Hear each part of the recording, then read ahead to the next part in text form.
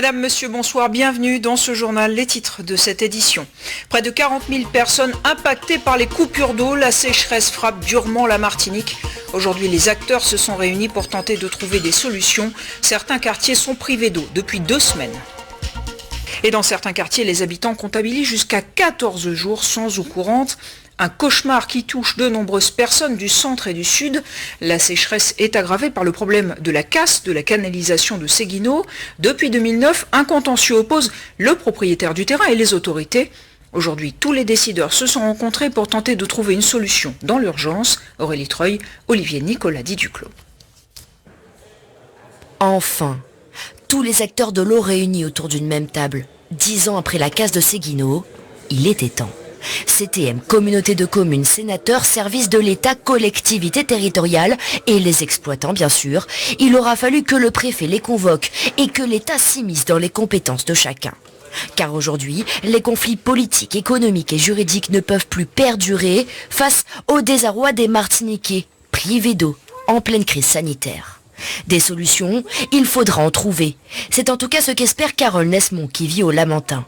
Depuis 2 semaines, elle subit des coupures de 4 jours et plus. 2 adultes et 3 enfants. C'est autant de vaisselle, ménage et lessive que cet employé en télétravail doit réaliser dans des conditions spartiates. On nous entend, on est en période de crise, on est confiné à la maison, on respecte les consignes qu'on nous donne, mais il faut nous respecter aussi. On ne demande pas grand-chose. Chaque jour, un peu d'eau. Le temps de tirer les chasses, de faire des machines, de laver la vaisselle, de laver les enfants. Et puis vous reprenez, vous faites tourner. Il y a des quartiers qui n'ont jamais été coupés. L'exaspération laisse peu à peu place à l'angoisse. Comment respecter les règles d'hygiène élémentaires sans eau pour se laver correctement ? Ici, comme dans de nombreux quartiers de Martinique, on ne peut plus compter que sur la débrouillardise et quelques gouttes d'eau providentielles tombées du ciel. Et tout ça, ça ne change pas le fait que les machines à laver, elles ne sont pas faites. Et quand vous savez qu'on nous demande de nous laver les mains tous les jours et de changer des vêtements, de laver tous les jours les vêtements dès qu'on sort, ben voilà, ça s'accumule. Mais ça, avec ça, je ne peux pas laver, c'est pas possible. Comme Carole Nesmond, environ 40 000 Martiniquais seraient concernés par des problèmes d'approvisionnement en eau potable. Cette réunion des décideurs de l'eau, elle en espère des engagements immédiats. Pour l'heure, une dizaine de solutions ont été trouvées à court terme.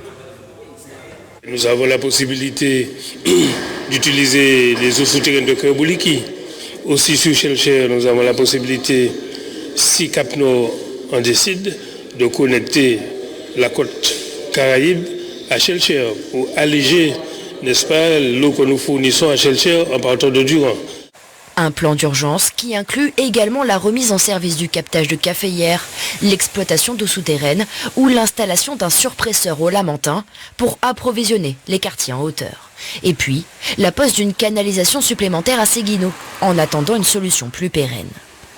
Tout cela permettrait de ramener 8 000 m3 dans le réseau, sur les 10 000 à 12 000 m3 manquants par jour.